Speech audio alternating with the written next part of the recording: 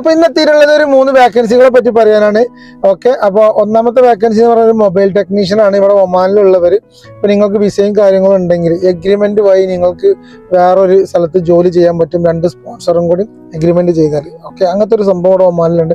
അപ്പോൾ നിങ്ങൾ ഈ മൊബൈൽ ടെക്നീഷ്യന് നിങ്ങൾക്ക് എക്സ്പീരിയൻസും കാര്യങ്ങളും വിസ ഉണ്ടെങ്കിൽ ഈ നമ്പറിൽ കോൺടാക്ട് ചെയ്തോളി. ഒരു വേക്കൻസി ഉണ്ട്, പുതുതായി തുടങ്ങുന്ന ഒരു ഷോപ്പാണ്. പിന്നെ അടുത്ത വേക്കൻസി എന്ന് പറയുന്നത് ഒരു ഇലക്ട്രീഷ്യന് വേണം. നല്ല എക്സ്പീരിയൻസ് ഉള്ള ഇലക്ട്രിക്കൽ വർക്ക് നല്ല എക്സ്പീരിയൻസ് ഉള്ള ആളിന് വേണ്ടത്. അതുപോലെ ഹിന്ദി ഇംഗ്ലീഷൊക്കെ അറിഞ്ഞിരിക്കണം. അപ്പോൾ അങ്ങനെ നിങ്ങൾക്ക് നല്ല എക്സ്പീരിയൻസും കാര്യങ്ങളും ഉണ്ടെങ്കിൽ ഇവർക്ക് മെയിൽ അയച്ചു കൊടുത്തോളി. നിങ്ങളുടെ സിവിയും കാര്യങ്ങളും ഇവരുടെ കോൺടാക്ട് നമ്പറും ഇതിന്റെ കൂടെ തന്നെ കൊടുക്കുന്നുണ്ട്.